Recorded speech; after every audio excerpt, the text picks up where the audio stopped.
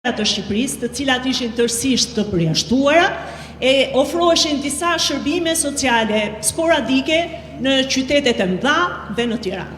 Ndërkohë gjithë qytetarët që kishin më shumë nevojë për mbështetje sociale, për politika përfshirëse, për riintegrim, për shërbime të specializuara ishin tërësisht të përjashtuar.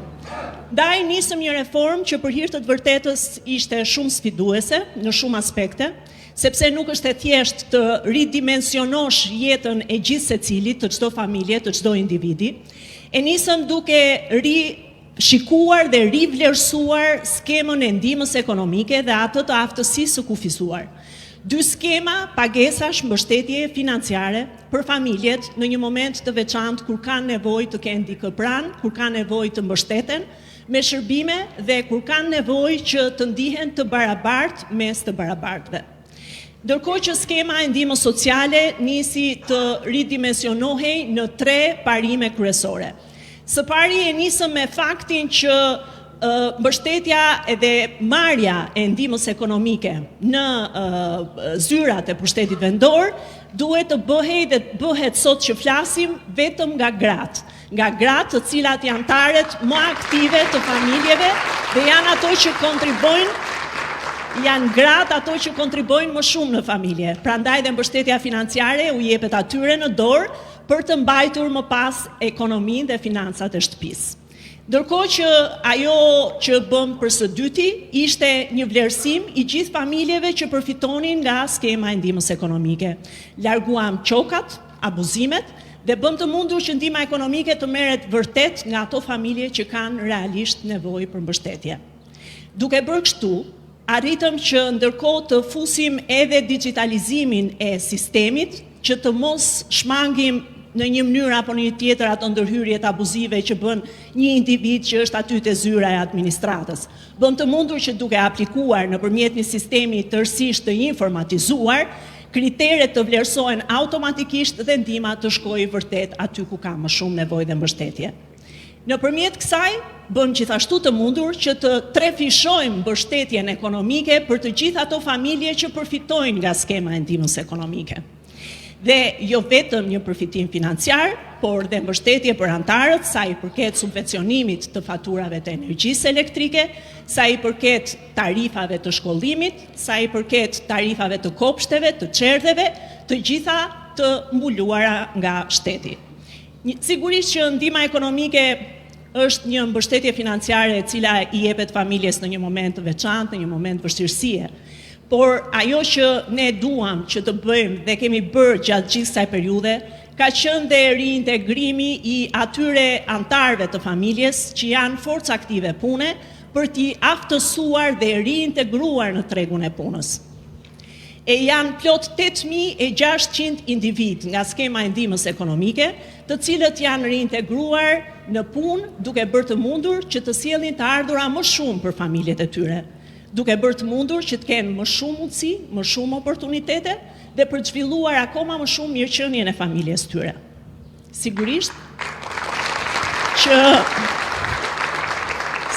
që i gjithë ky program i ndihmës ekonomike shoqërohet paralel edhe me mbështetje të tjera, mbështetje për ata persona të cilët kanë aftësi speciale apo aftësi të kufizuara që për një arsye apo për një tjetër shëndeti i tyre nuk i lejon ta zhvillojnë jetën normalisht. Për ta, në fakt, ajo çka kemi bërë gjatë gjithë këtyre viteve ka qenë një nga gjërat që ne shpesh e hasnim sa herë takonin personat me aftësi të kufizuar, duke na thënë që kemi një sër dokumentash që duhet i bëjmë e t'i ribëjmë hera herës. Kemi reduktuar sot 75% të dokumentave që personat me aftësi të kufizuar duhet të dorëzojnë me qëllim që të marrin mbështetjen financiare. Reduktimi i këtyre dokumentave në thelb, përveç burokracisë dhe shmangjes së ECEJAK-eve, na ka bërë të mundur edhe që të kemi edhe një zgjatim të asaj që quhet rikomisionimi i ndihmës së aftësisë së kufizuar. Çfarë do thotë kjo? që nuk duhet të takohet shpesh ai mjeku për të rivlerësuar, për të krijuar vështirësi për të aksesuar mjekun edhe për të aksesuar personin i cili vërtet ka nevojë për mbështetjen financiare. Duke shtuar kështu dhe diagnozat, kemi shumëfishuar diagnozat brenda aftësisë së kufizuar, duke bërë të mundur që vërtet të mbështesim njerëzit, personat që kanë nevojë për një përkraje. Këto janë sa i përket ndihmave që jepen financiare, që rimbursohen nga shteti, por ajo që është më e rëndësishmja dhe që është thelbi apo zemra e këtij takimi sot edhe që unë dua ta theksoj fort, janë programet tona sociale. Programet tona sociale të cilat nisin së pari me programin kombëtar të subvencionimit të pagesave të sigurimeve shoqërore dhe shëndetësore për plot 10.000 gra të cilat kanë si punë të tyre të parë rritjen e fëmijëve të tyre të vegjël. Për të gjitha gratë të cilat kanë 3 apo më shumë fëmijë dhe kujdesen gjatë ditës tyre për mirëritjen e fëmijës, ne i kemi subvencionuar pagesat e sigurimeve shoqërore dhe shëndetësore në një vlerë prej 25 milion euro nga buxheti i shtetit, të cilat japin mundësinë këtyre grave, këtyre vajzave që të kenë mundësi që kur të dalin në pension, këto vite që i kanë harxuar duke shpenzuar më saktë, duke rritur dhe duke edukuar fëmijët e tyre, tu njihen si vite pensioni. Po nuk mund të lënë këtu pa përmendur dhe një program tjetër kombëtar të suksesshëm që është politika e bonusit të bebes. Bonusi i bebes, apo çeku i bebes, i cili ka mbështetur plot 3 milion bebe të vogla të sapo ardhura në jetë dhe ka gëzuar të gjithë familjet për t'i dhënë një mundësi që të mbështesin mirëritjen e tyre në hapat e parë. Janë 150 milion euro nga buxheti i shtetit, me të cilat kemi mbështetur të gjithë fëmijët që kanë ardhur në jetë nga vënia e kësaj politike nga viti 2019. Por ndërkohë vazhdojmë programet tona sociale, shërbimet tona me bazë komunitare, ato që janë edhe suksesi më i madh i gjithë kësaj reforme në shërbimet sociale, ka të bëjë pikërisht me një mekanizëm, një instrument shumë të rëndësishëm që është ai i fondit social. Fondi social, i cili ka mbështetur të gjithë bashkitë e vendit, që nga momenti që qeveria e vuri në dispozicion, duke ofruar plot 84 shërbime të reja sociale në të gjithë vendin. Ashtu siç u thash në fillim kur e nisa, edhe Burreli ishte një nga ato qytete që ishte tërësisht i përjashtuar nga shërbimet sociale. Por sot, fal këtij mekanizmi, fal fondit social, kemi bërë të mundur që në të 61 bashkitë të vendit të kemi të paktën një shërbim social që ofrohet. Dhe sigurisht që ambicia jonë nuk mbaron me kaq. Ne do të vazhdojmë që këtë rrjet të 84 shërbimeve sociale ta shtojmë dhe me 40 shërbime të tjera të reja, duke ju referuar një mekanizmi shumë të rëndësishëm që është ai i hartës së shërbimeve sociale. Harta e shërbimeve sociale është një mekanizëm i cili na ndihmon në kohë reale të evidentojmë ku janë nevojat për shërbime sociale. Nuk na ndihmon vetëm ne, ndihmon gjithashtu edhe qeverisjen vendore për të planifikuar ashtu siç duhet politikat e tyre sociale, për të vlerësuar kush janë kategoritë më në nevojë të cilat duhet i mbështesim dhe kush janë shërbimet e specializuara për të cilat ka nevojë. Dhe kur flas për shërbime sociale, kam parasysh këtu të gjithë kategoritë vulnerabël. Kam parasysh gratë, të cilat janë edhe shpesh kryefamiljare të vetme dhe rrisin fëmijët e tyre, kam parasysh personat me aftësi të kufizuar, kam parasysh fëmijët me aftësi ndryshe, kam parasysh të moshuarit, të gjithë apo viktimat e dhunës dhe trafikimit. Për të gjithë, në këto 84 shërbime të reja sociale, ofrohet një ndihmë e posaçme nga një armatë profesionistësh, që janë punojësit social, psikologët, logopedët, ortopedët, të cilët janë të vendosur në të gjithë qendrat ku ofrohen shërbimet sociale dhe ndihmojnë kudo që ka nevojë për to. Janë plot 44.000 përfitues nga shërbimet sociale që ofrohen nëpërmjet fondit social. Për hir të vërtetës, se tani duket e thjeshtë dhe duket e lehtë kur e thua kështu, po është një punë jashtëzakonisht e vështirë, sfiduese, dhe është një punë e cila përfshin jo vetëm qeverisjen qendrore, por edhe qeverisjen lokale.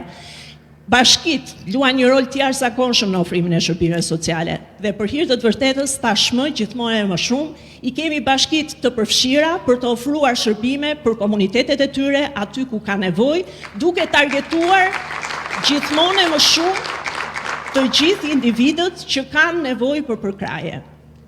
Sigurisht që nëpërmjet fondit social kemi transformuar jetën e shumë njerëzve. Kemi bërë të ndihen gratë më dinjitoze në shtëpitë e tyre, fëmijët të marrin mbështetjen e merituar dhe patjetër edhe të moshuarit të kenë një jetë më të mirëqënë. Kështu që unë besoj fort që mekanizma të tillë si fondi social, por jo vetëm, dhe ndërmarrjet sociale me të cilat ne do të çelim 20 ndërmarrje të reja sociale që do të mundsojnë pikërisht punësimin në radhë të parë të grave dhe vajzave. Ndërmarrjet sociale janë ato instrumenta të cilët do të fuqizojnë edhe kanë fuqizuar gjatë kohës së aplikimit të tyre komunitetet lokale, duke i dhënë mundësinë të punojnë, duke dhënë mundësinë personave të integrohen në jetën e përditshme dhe sigurisht të krijojnë të ardhura për familjet e tyre. Sigurisht që reformat e shërbimeve sociale nuk mund të ndahen pa mbështetjen e jashtëzakonshme që ne duhet t'i japim fëmijëve. Prandaj kemi punuar së bashku me Bashkimin Evropian dhe kemi hartuar programin e garancisë për fëmijët, që është një program që e kemi hartuar sipas standardeve të Bashkimit Evropian, do ta bashkëfinancojmë me Bashkimin Evropian dhe do të bëjmë të mundur që plot 100 fëmijë të përfitojnë dhe të aksesojnë nga të gjitha 100.000 fëmijë të aksesojnë shërbimet dhe të kenë mundësinë të rriten të barabartë me një jetesë të denjë në të gjithë vendin. Sigurisht që nuk mund të lëm këtu pa përmendur edhe mbështetjen për fëmijët me aftësi speciale. Edhe për ta do të rrisim deri në 2 fishim masën e përfitimit, jo vetëm për fëmijët, por edhe për nënat që kujdesen për ta. Është sfidë e çdo familje, kështu që është në vëmendjen e politikave tona sociale dhe mirëritja dhe edukimi dhe krijimi i kushteve të barabarta për të gjithë individët e shoqërisë. Dhe jam e sigurt që me busull standardet e Bashkimit Evropian jemi në rrugën e dur dhe do të bëjmë gjithçka për të ndjerë të gjithë qytetarët të barabartë, për të marrë akses të barabartë dhe për të qenë të denjë në një Shqipëri evropiane. Shumë faleminderit.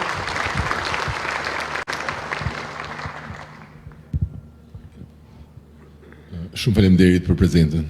Siç e theksoi edhe ministrja, në vizionin e Partisë Socialiste, shërbimet sociale janë një kur për simptomat e varfërisë, por punësimi është kura definitive e varfërisë dhe në fokus të politikave të punësimit të Ministrisë Ekonomisë, Kulturës dhe Inovacionit është sigurisht riintegrimi social i familjeve në ndihmë ekonomike, e cila nis me qendrat e formimit profesional dhe me kurrikulat e formimit profesional, të cilat gjatë këtyre viteve janë modernizuar, janë integruar me sistemin dual, janë akredituar dhe në kuadër të integrimit evropian, diplomat e kurseve profesionale të ofruara në Shqipëri do të njihen tashmë në gjithë Bashkimin Evropian. Gjithashtu, Shërbimi Kombëtar i Punësimit, Agjencia Kombëtare e Punësimit dhe Aftësive ka programe shumë specifike për ndërmjetësimin në punësim të personave që janë përfitues të ndihmës ekonomike dhe ka edhe 6 programe të nxitjes së punësimit, të cilët targetojnë në mënyrë specifike gratë në nevojë ose kurrë familjare, të rinj dhe me radhë duke mbështetur me programe të sigurimeve shoqërore, me rimbursim të kostove të punësimit dhe me radhë të gjithë le të themi shtresat sociale që janë në nevojë. Është e rëndësishme gjithashtu që të përmendim edhe bursat që jepen në kuadër të formimit profesional, të cilët nga viti 2013 deri në vitin 2024 janë rritur me 2.3 herë, nga 1.100 që ishin në vitin 2013 në 4.200 bursa për të gjithë fëmijët dhe të rinjt që vinë nga familje vulnerabël. Shumë e rëndësishme është gjithashtu për të theksuar dhe garancia rinore, e cila targeton në mënyrë specifike të rinjt që janë as në arsim apo formim profesional dhe as në punësim, të cilët rreth 40.000 të rinj do të mbështeten me 63 milion euro për të aftësuar dhe më pas për të punësuar. Kaq sa i për të vijuar me programin kombëtar të strehimit social, deri në vitin 2013 ne nuk është se kemi patur një program të mirëfill të strehimit social. Është shumë e vështirë sot që të gjesh edhe një inventar madje të banesave sociale të ndërtuara dhe të dhëna, apo edhe të kredive të buta të dhëna. Ndërkohë që me ardhin e Partisë Socialiste në vitin 2013 u bë mundur hartimi strategjisë strehimit social dhe gjithashtu në vitin 2018 miratimi i ligjit të ri të strehimit social, i cili le të themi konsolidoi 6 programet strehimit social, të cilat janë banesat sociale me qera, banesat sociale me kosto të ulët, përmirësimi i kushteve të banesave për familjet ekzistuese, zhvillimi i zonave për qëllime strehimi, krijimi i banesave të përkohshme, si edhe programi i banesave të specializuara për personat me aftësi të kufizuara. Bashkit njësoj si edhe në kuadrin e shërbimeve sociale, edhe përsa i përket politikave të strehimit, bashkit luajnë një rol shumë të rëndësishëm, pasi ato janë përgjegjëse për menaxhimin e fondeve të strehimit, për identifikimin e nevojave, për hartimin e projekteve, për mbikëqyrjen e zbatimit dhe me radhë. Në kuadër të le të themi pushtetit lokal, një nga risitë e ligjit të miratuar në vitin 2018 është edhe detyrimi i sektorit privat për të kontribuar 3% të sipërfaqes së zhvillimit ose ekuivalentin e vet në para për strehimin social. Dhe fal kësaj politike, deri më sot janë mbledhur 35 milion euro dhe 117.000 metër katror sipërfaqe ndërtimi, të cilat janë në dispozicion të bashkive për të përdorur për strehimin social. Në fal këtyre politike, gjatë këtij 10 vjeçari është krijuar fondi publik i banesave sociale, duke vënë në dispozicion të bashkive një inventar me 2074 njësi banimi, me një rritje rreth 132% krahasuar me vitin 2013. Një nga arritjet më të mëdha është edhe sistemi i digitalizuar i aplikimeve dhe menaxhimeve të gjithë programeve të strehimit social, i cili ka rritur transparencën dhe ka lehtësuar në mënyrë të jashtëzakonshme mbledhjen e dokumentacionit nga ana e qytetarëve. Një program shumë i rëndësishëm i strehimit social është edhe programi për të ndihmuar me kredi të butë ose me interes zero të gjithë punonjësit e administratës publike, nga i cili vetëm në 3 vitet e fundit kanë përfituar 1100 familje. Në total, që nga miratimi i ligjit të ri të strehimit social në vitin 2018, nga programet e strehimit kanë përfituar rreth 30.000 familje dhe një total prej 82.000 qytetarësh për një fond që shkon mbi 60 milion euro. Është me rëndësi të theksohet edhe roli që ka në implementimin e politikave të strehimit enti kombëtar i banesave, i cili ndërton banesa me kosto të ulët. Në total, për gjatë këtyre viteve nga enti kombëtar i banesave janë strehuar 668 familje dhe janë në përfundim edhe 170 apartamente të tjera. Dhe një prej objekteve është pikërisht këtu në këtë qytet ku ne sot ndodhemi. Jemi të ndërgjegjshëm gjithashtu që ka edhe një sër mangësish ose le të themi gjëra që duhet rregullohen sa i përket strehimit social. Një nga këto ka të bëjë me formulën e llogaritjes së fashës së pagave, sepse kemi pasur shumë raste gjatë aplikimit ku familjet që kualifikohen për të përfituar strehim social nuk janë eligible nga banka për të marrë kredimarrës, kështu që në planet tona është edhe një rishikim i mënyrës i metodologjisë për llogaritjen e fashës së pagës, në mënyrë që të bëhet e mundur që të përfitojnë jo vetëm shtresat më vulnerabël, po tashmë të hapet politika e strehimit edhe për shtresën e mesme të shoqërisë. Deri në vitin 2030 parashikohet ndërtimi i një programi kombëtar për strehimin social, i cili do të financohet me 300 milion euro për të mbështetur me programe strehimi social mbi 50.000 familje. Për çiftet e reja, po shrihet mundësia e një garancie sovrane për të mbështetur me kredi çiftet e reja që janë duke bler apartamentin e parë ose që kanë një apartament vogël dhe duan ta zgjerojnë atë për shkak të rritjes së familjes së tyre. Gjithashtu po shihet mundësia për të ndërtuar një program special për studentët, ku përfshihen kredi me interes zero për studentët e shkëlqyer, si edhe programe për ndërtimin e konvikteve apo godinave rezidencore studentore për të strehuar jo vetëm studentët, por edhe profesionistët e rinj dhe nomadët digital.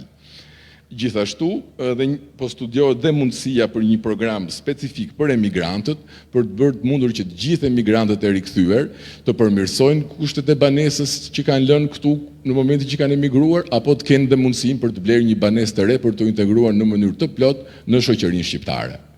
Shumë faleminderit.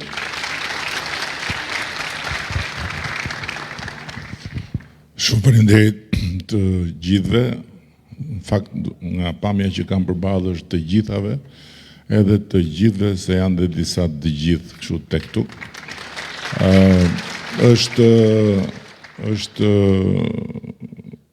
kënaqësi realisht që të vish këtu në këtë zonë edhe të nisësh nga Tirana sikur po shkon Durrës edhe ta gjesh veten në Burrel.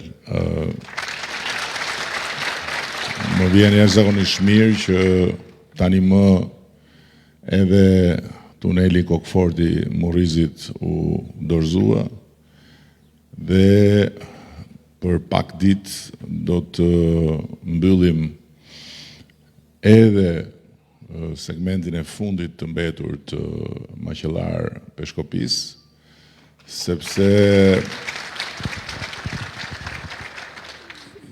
megjithse këtu në matë mua më kanë thënë mos u lodh kot se dibranëve aty lart nuk janë mbyll gojën kurrë, po të paktën kur t'ja u çojmë rrugën e Arbrit deri ke hoteli Astridit, ma hamendja që për ca kohë, jo se do të mbyllet goja, se na duhen me gojë hap, po do na i kursejnë shumë nga ato spicat e tyre. Nga ana tjetër është shumë kënaqësi edhe për një arsye tjetër që të vish këtu, sepse ky qytet nuk gjifet më në krahasim me çfarë ishte përpara se sa ne të merrnim besimin e popullit të Matit dhe realisht me rrugën e Arbrit, një lidhje shumë e shkurtër me Tiranën, me transformimet që po ndodhin në qytet dhe me gjithë këtë natyrë të jashtëzakonshme që ka përreth, nuk është as pak egzageruar të imagjinosh që jo në 50 vjet, po në 5 vjet, 6 vjet, kjo zonë do jetë një nga zonat më të kërkuara të kryeqytetit. Duket si fantazi, po s'është fare, nuk është fare. Realisht do t'ishte e pamundur ta imagjinonim një gjë të tillë me rrugën e deridjeshme, ku të thyeshin brinjët për të ardhur deri këtu, por sot është absolutisht normale ta mendosh, sepse faktikisht distanca është bërë thuajse e barabartë me Durrësin, kur ka trafik Durrësi, dhe Durrësi ka detin, kjo zonë ka malet dhe ka pyjet e mahnitshme. Kështu që unë ja u them miqve të mi nga Dibra, bleni çfarë mundeni sot, se nesër s'do bleni dot. Jam i bindur që tani ka filluar të ndjehen efektet në vlerën e apartamenteve, nuk kam pyet, po jam i bindur 100% që tani ka filluar të ndjehen efektet, edhe këtu edhe në Peshkopi. Është ezani më duket. Mund të ndalojmë një sekond.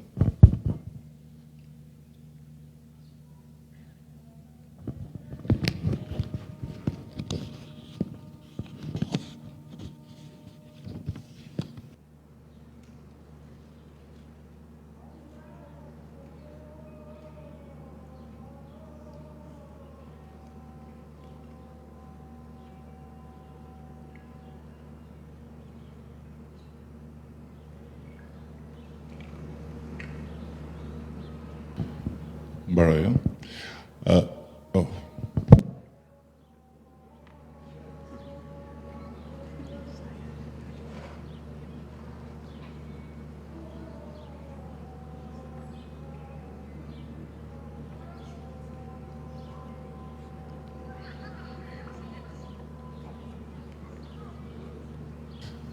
Okej, tani mbaroj vërtet. Po thosha që tani ka filluar ndihen efektet, po do jenë gjithmonë më të ndjeshme. Dhe keni parasysh dhe gjë tjetër që eksperienca e të gjitha vendeve që kanë hyrë në Bashkimin Evropian, të gjitha pa përjashtim, ka treguar që në momentin e hyrjes në Bashkimin Evropian ka një kapërcim të menjëhershëm të gjithë vlerës së pasurisë patundshme. Dhe ne jemi vendi i parë në Europë për sasin e shtëpive dhe apartamenteve që i kemi në pronësi. Kemi rreth 94% të apartamenteve në pronësi, që është një shifër e jashtëzakonshme, që e dim historinë si e qysh. Dhe kjo do bëj që gjithë kjo pasuri e patundshme e gjithë familjeve të rritet në mënyrë shumë të ndjeshme, duke i bërë shumë më të forta themelet e kërkesave për kredi etj. Po ndërkohë rritet dhe numri i atyre që duan të dalin nga shtëpit, duan të ndërtojnë një jetë të tyren edhe të kenë një shtëpi të tyren, kështu që për këtë arsye si që tha, pak më parë, ne kemi një program shumë ambicios për çështjen e strehimit, me disa element, dhe duan të vendosim një shumë të konsiderueshme si asnjëherë më parë. Tani më kemi dhe një eksperiencë goxha të vyer me gjithë procesin e rindërtimit, për të adresuar në këtë rrugë të këtë gjysmë të dytë të kësaj dekade, kërkesa, nevoja për rreth 50.000 familje, për 50.000 dyer, po themi çelësa, sepse nuk hyn vetëm familjet, por janë edhe studentët, janë edhe profesionistët e rinj. Kështu që kam shumë besim që do kemi një impakt të rëndësishëm me këtë projekt, me këtë program të strehimit social. Po disa gjëra shkurtimisht, sepse këtu ministria foli në mënyrë shtërruese, zonës ministri bëri disa shpjegime me detaje, po disa gjëra shumë të thjeshta për t'i pasur parasysh, sepse në ndërkohë Shqipëria jashtë televizorit, jashtë portaleve, jashtë atyre ekranëve të celularit ku vinë vazhdimisht gurët edhe topat e baltës, është një Shqipëri ndryshe. Ndërkohë që në atë Shqipërinë që kemi parasyve kur shkojmë në për ato ekrane, në për ato kanale, ndjehemi vërtet jo mirë nga helmi edhe nga niveli shumë i lartë i cinizmit, i nihilizmit, i mohimit të shumë gjërave, dhe ndikimi i asaj Shqipërie është jo i vogël në aspektin e qetësisë emocionale, po themi. Tani po ju them disa shifra shumë thjeshta, jo të qeverisë. Banka Botërore është një nga institucionet më të besueshme botërisht për ekspertizën që ka në raportet që bën lidhur me nivelin e varfërisë, lidhur me shumë çka tjetër.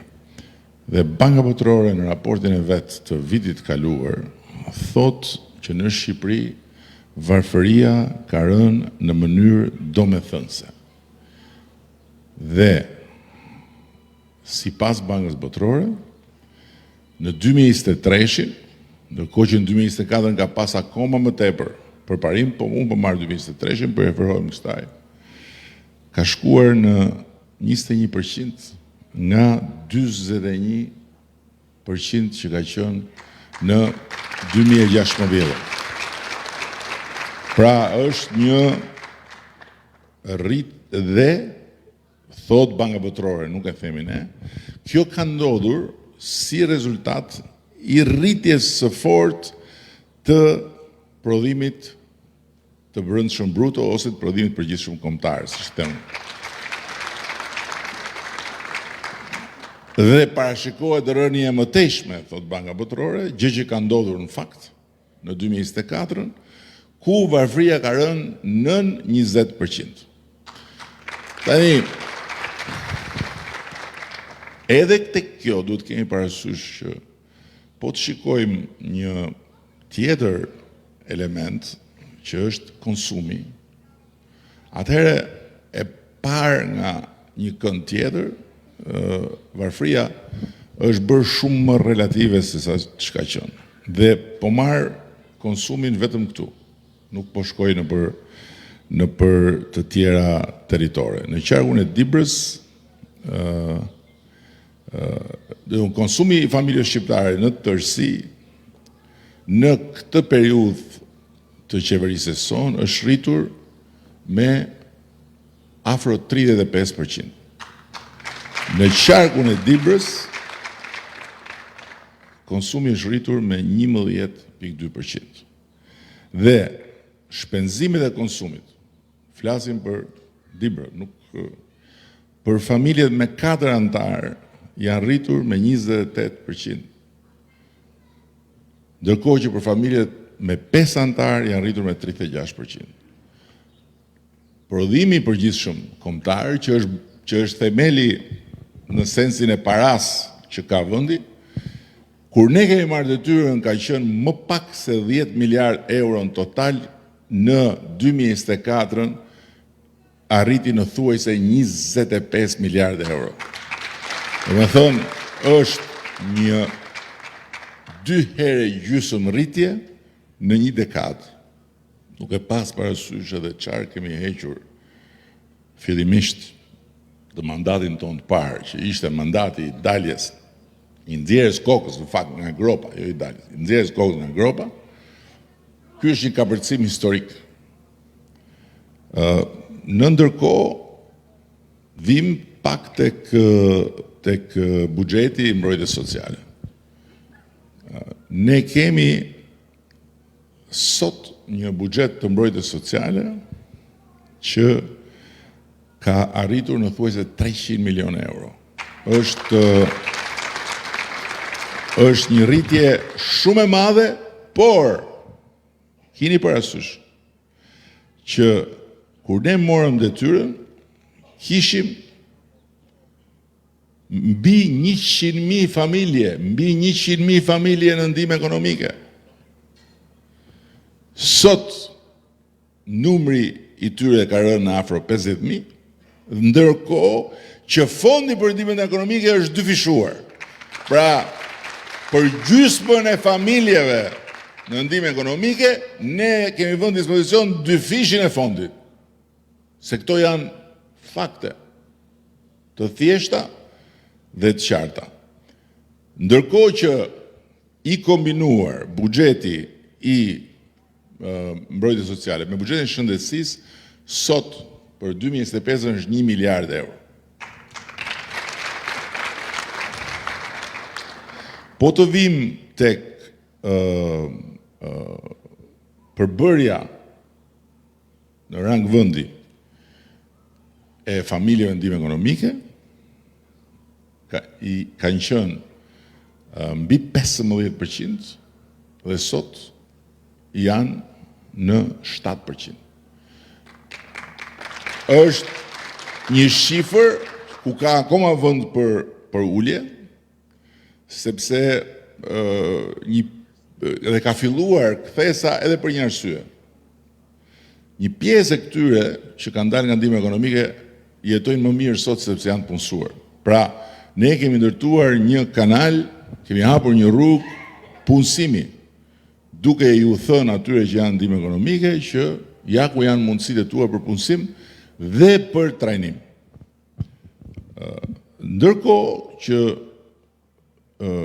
kemi bërë disa politika më specifike në ndihmën ekonomike, për shembull për familjet me 3 dhe më shumë fëmijë, ndihmën ekonomike e kemi dyfishuar. E kemi dyfishuar për gratë kryefamiljare me deri 2 fëmijë. E kemi dyfishuar për 5.200 individ mbi 65 vjeç të vetmuar dhe kemi trefishuar për fëmijët pa kujdes prindëror, si dhe për gratë viktima të dhunës edhe të trafikimit. Por, kjo nuk i thot të gjitha. Kjo është çfarë marrin në dorë. Ndërkohë që familjet në ndihmë ekonomike kanë 28 lloje përfitimesh jo me para drejt për drejt, por për shembull me kompensim të energjisë elektrike. Patjetër me libra të shkollor falas, patjetër me çerdhe dhe kopshte falas. Patjetër me bursa për fëmijët nga familjet në ndihmë ekonomike që arsimohen kanë bursa.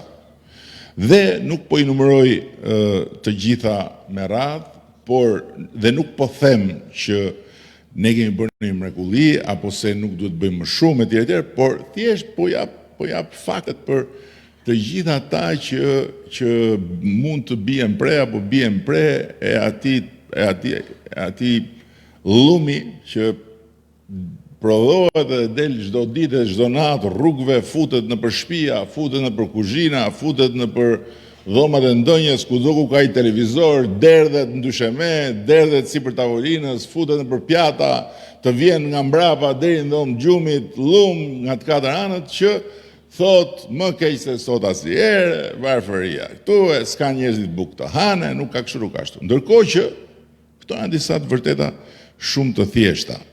Ashtu si kundër, janë financuar nga qeveria shqiptare 84 shërbime të reja sociale. E tha ministrja, janë dëshmitarë kryetarët e bashkive, gjysma e vendit s'kishte asnjë shërbim social. Këtu s'ka pas asnjë shërbim social. Ç'të diskut?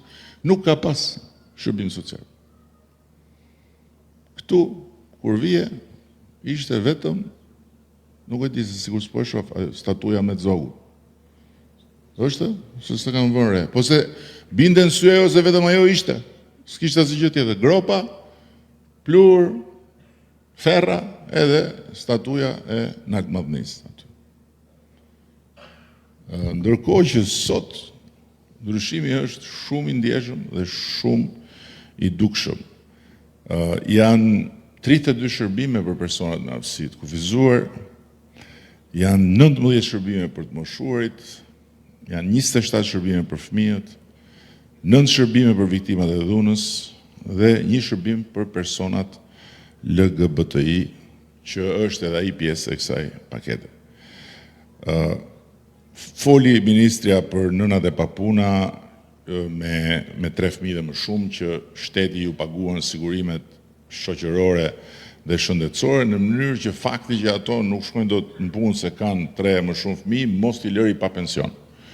Dhe do t'i thellojmë të gjitha këto duke synuar e para hapjen e më shumë rrugëve dhe nxitjen e punësimit dhe për nxjerrjen nga ndihma ekonomike të gjitha atyre që janë të shëndetshëm dhe janë të aftë për punë. E dyta, do të dyfishojmë patjetër mbështetjen për fëmijët me aftësi speciale dhe për nënat e tyre sidomos.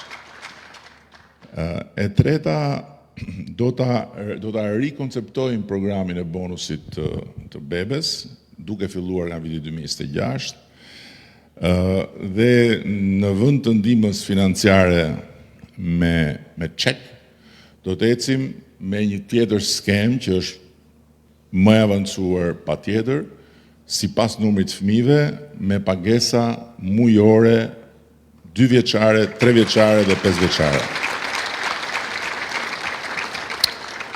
Sipas numrit fëmijëve. Kush do bëj më shumë, do t'i rrim afër më shumë, kuptohet. Kemi bërë projektin edhe kemi 20 ndërmarrje sociale për punësimin e grave në nevojë.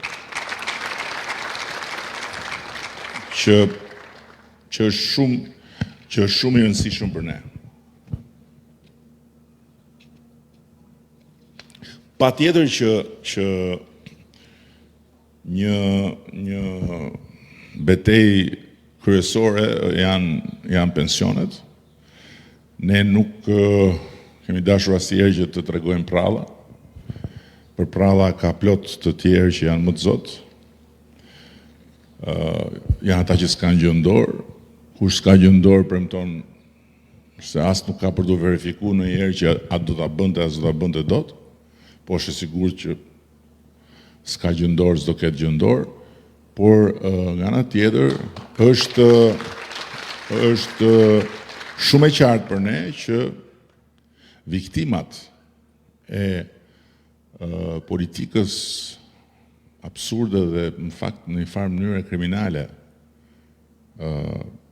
kombëtarisht kriminale, me pensionet dhe pensionistët, deri kur ne bëm reformën, që sot nuk përfitojnë pension dinjitoz, ndërkohë që ata që kanë dalë në pension dhe dalin pension mbas reformës, kanë pensione komplet tjera.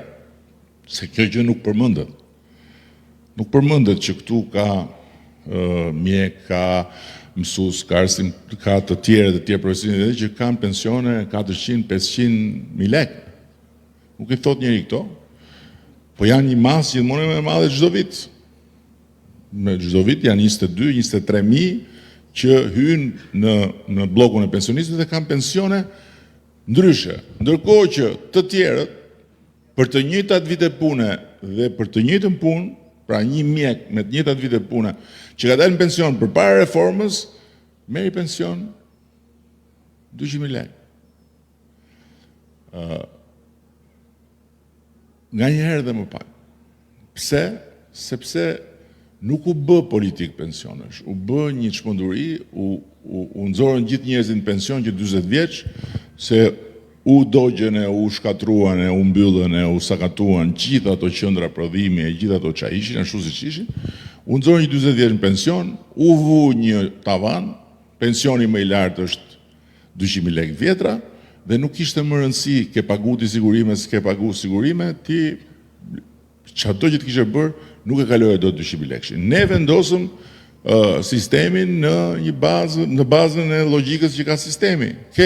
Kush ka paguar më shumë sigurime, merr pension më të lartë. Pik. Tani, këta që janë në shtresën ose në kategorinë e viktimave dhe viktimat kujt? Viktimat të këtyre madhështorëve. Tash të kesh pas në madhëninë të votosh për kujtimin gjuhësin, ky është halli i madh. Unë nuk e di domosdoshmë se si ndodh kjo, po ky më bet tjetër. Ata e bën këtë. Ata e bën këtë.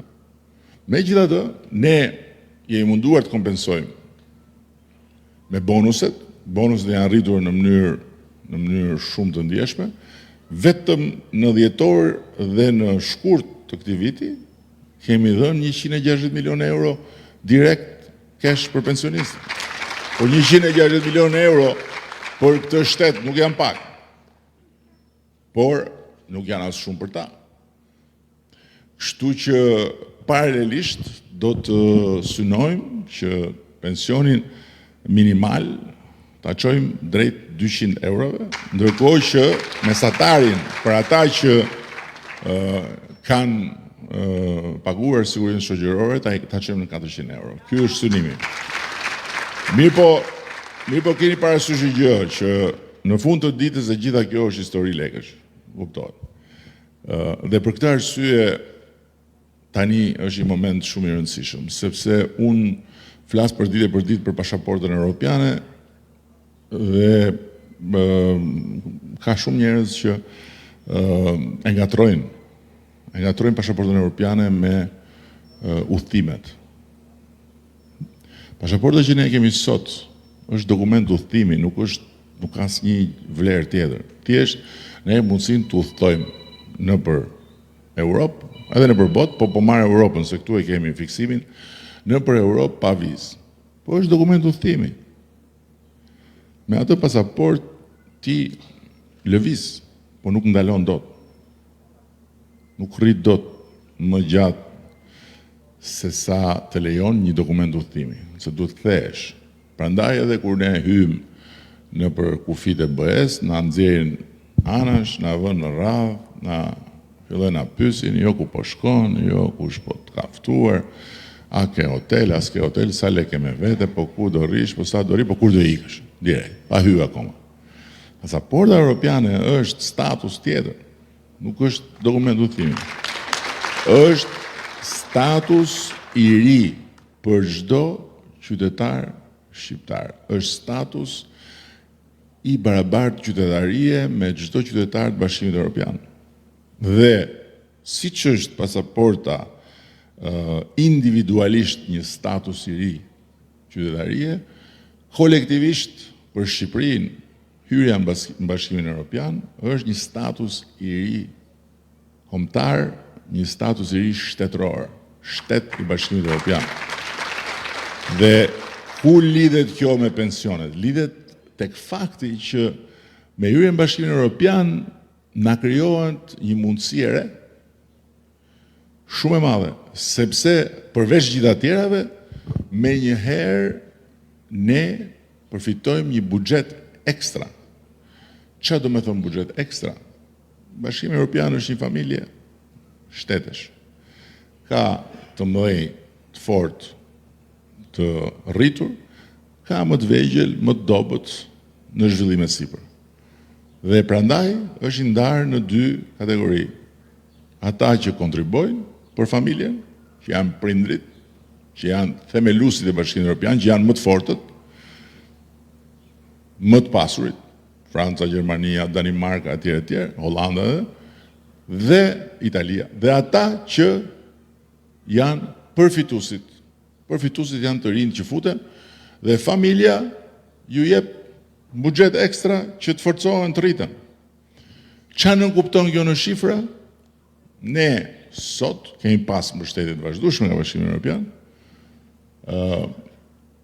Kemi marrë si mbështetje që flas jo për ato të angazhuarat që vinë në vijim, po flas për çfarë kemi marrë si mbështetje. 1 miliard e diçka më shumë euro në gjithë këto vite. Në momentin që bëhemi antar Bashkimit Evropian, ne marrim eksaktësisht 1 miliard e diçka më shumë euro çdo vit. Por ka një ndryshim. Këto 1 miliard e diçka më shumë euro që i kemi marrë në këto vite, janë 90% kredi. Janë kredi të buta, por janë kredi, janë borxhe. Që vinë përmes financimeve për infrastrukturën e për programet tjera, nga Banka Europiane për Rindërtim dhe Zhvillim, nga Banka Europiane Investim. Ku shikoni banka që na mbështesin ne, të janë borxhe. 90%. Ndërkohë që ky 1 miliard shi e kusur që na vjen si antar, 90% e ka grant, para e falur. Sepse është si qeveria në Tiranë që mbështet Bashkinë e Matit, me grant. I jep para. Do thotë se dikush mund të thotë si fal kanë lekët, nuk i falin lekët dikujt. I investojnë tek vetja vet, se në momentin që ne hym në BE jemi vetja vet, nuk jemi më një vend i huaj. Ky është ndryshimi. Dhe ky është ndryshimi që na krijon mundësinë që ne të kemi shumë më tepër të ardhura dhe aty mund të bëjmë spostime që një pjesë të fondeve që sot ne, se janë ca profesor që thonë, pa ikim mos bëj rrugë dhe rrit pensionet. Problemi është që ajo rruga që bën, ato investimet që bën, ato të sillen të ardhura. Dhe me ato të ardhura ti rritesh. Në momentin që ti parat nuk i investon, po vetëm i shpenzon, një ditë bukur nuk jep dot më pensione fare. Se është njësoj si thush mos dil në punë sot, po ke frigoriferin plot për çfarë do dalësh. Po frigoriferin e ke plot për deri në fund të javës apo të muajit, nuk e ke plot për gjithë jetën. Dhe po i hyre frigoriferit ta fash pa shku në punë, s'tjep rrogën ai që të blesh tjera për të mbush frigoriferin.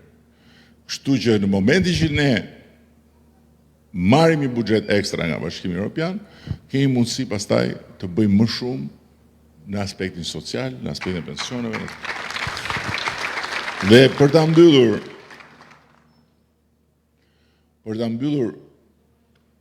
unë besoj që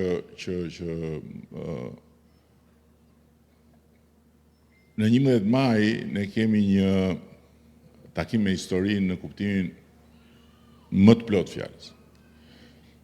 Zakonisht zgjedhjet janë zgjedhje të rëndësishme, janë gjitha, pa diskutim për të zgjedhur kush. Po ka raste që zgjedhjet nuk janë vetëm kaq. Ka raste që zgjedhjet përcaktojnë jo thjesht kush do qeverisi për 4 vjet, po ku do jetë vendi në 30 vite të ardhshme. Dhe unë po ju them pa asnjë egzagerim që në 11 maj mund të luhen 30 vite. Sepse sot Bashkimi Evropian e ka hapur derën për Shqipërinë. Nuk e kishte të hapur deri para ca kohësh. Thoshin që një ditë do jeni me ne etj, po dera s'ka. S'ishte hapur dera sepse nuk kishin vullnet të plot për të përshpejtuar ato që ata i quajnë zgjerimi, për mua është ribashkimi. Dhe për këtë arsye, ata që thonë që ç'është kjo histori me Edi Ramën tash, më thoshte njëri je fallxhorja më e madhe që ka Shqipëria, se prap po ma mbush mendjen. Ç'është ky muhabet 3 herë 3 mandate, nuk mjaftuan për të futur në BE, u dash nga 1-4. Problemi është që nëse 11 maj nuk do bëhet gjëja dur, mund të duhen pastaj edhe një 5 mandate të tjera, jo për mua, po për të tjerët, për të kthy këtu ku jemi. Sepse kështu funksionon BE-ja. Po të ishte kjo gjëja me logjikën e këtyre që thonë ja ku je, bëj gjërat, lufto këtu, bëj atë dhe hyn BE, do kishin hyrë BE të tjerët. Malizi i ka hap negociatat para nesh. Jo para nesh, po para se të vim ne në detyrë, në 2012 i kanë hap negociatat ata. Dhe akoma janë te dera dhe i kemi arrit dhe ne, tani jemi të dy bashkë te dera me Malezi. Serbia i ka hap në 2014 negociatat. Është mbrapa nesh tani, ishte shumë përpara.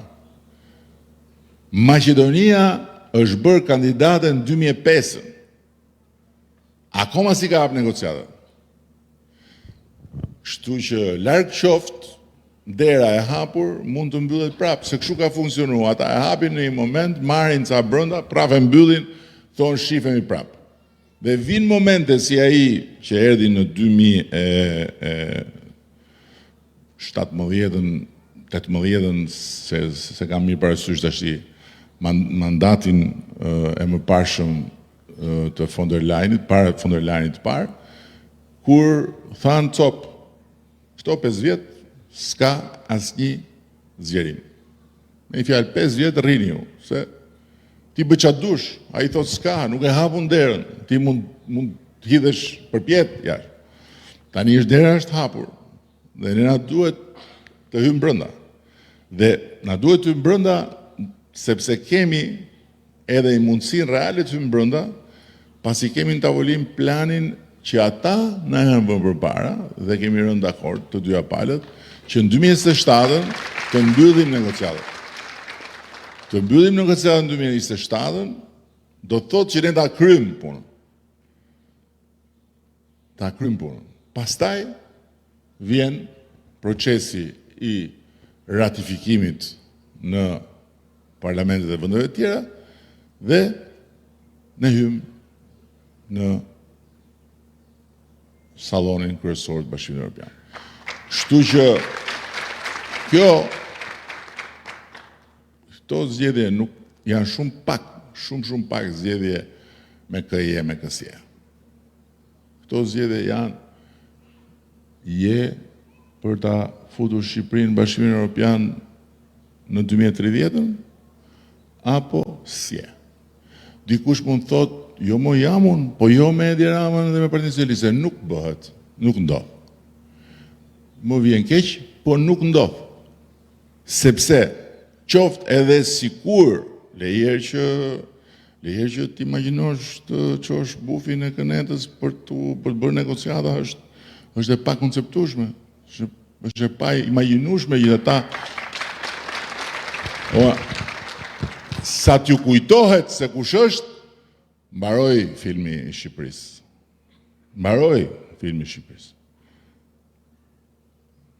Mos harroni që nga 2011 në 2013 nuk ka shkel njeri në Tiranë më. Nuk ka shkel njeri në Tiranë vizita etj. Ne në datën 16 maj do presim gjithë Europën tu në Tiranë. Por edhe sikur mos ishte bufi, edhe sikur t'ishte t'isha unë në anën tjetër. 2027 do të thotë që ne të negociojmë, punojmë çdo ditë, janë 1000 veta. Këtej 1000 veta andej që punojnë me këtë punë. 1000 veta, e kuptoni se janë gjitha departamentet, zyrat e Bashkimit Evropian që janë njëra ca për bujqësinë, ca për blegtorinë, ca për ajrin, ca për zojt, ca për peshqit, ca për ujrat, ca për mjedisin, ca për ekonominë, ca për shtetin ligjor, gjithë shka që ka organizmi shtetit që merr me këtë punë. Momentin që ti bën një zgjedhje të paqartë ose bën një zgjedhje që e përzihen dhe e prish qëndrueshmërinë, vetëm fakti që do 6 muaj sa të rifilloj puna, ka mbaru, nuk arrihet afati. Momentin që nuk arrihet ai afat, fillon një avaz tjetër. Kjo është, e thënë shumë thjesht. Pa llogaritur faktin që ata sot e kanë hapur derën edhe për arsyet e tyre.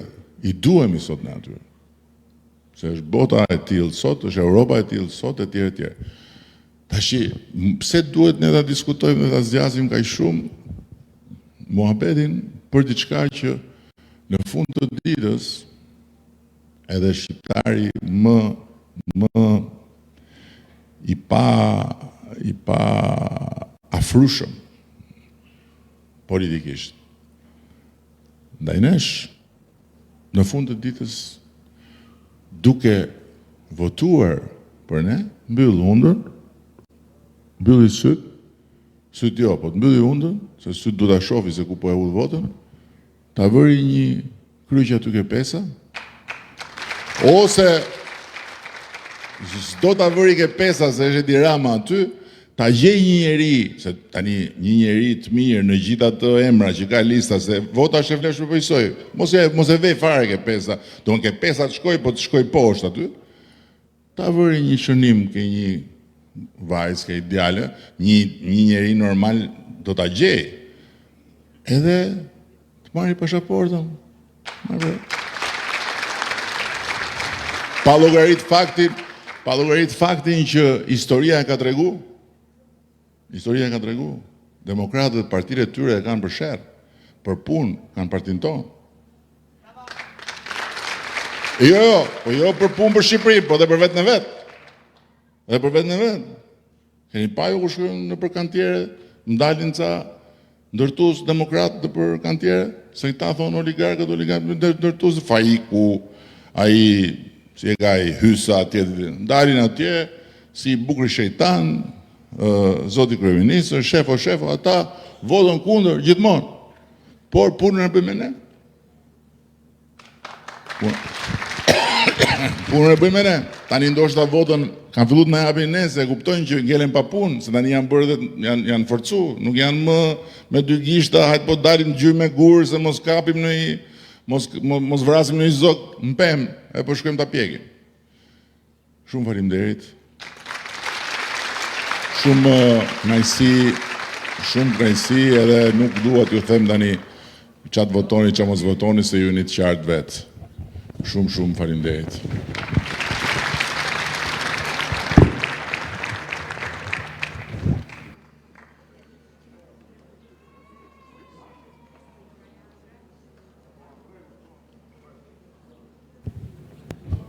Më fal, po, nuk ullu një sekundë se ka zonja diçka për të thënë. Jepi pak mikrofonin.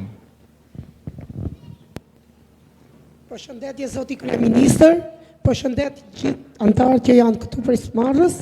Unë quhem Menduje Sufaj, banore qytetit Burrelit, trajtohem me ndihmë ekonomike, fal qeverisë shqiptare dhe kryeministrit Edi Rama, në bashkëpunim me zyrën e punës, më kanë punësu, punoj për të siguruar të ardhura më të mira për familjen time.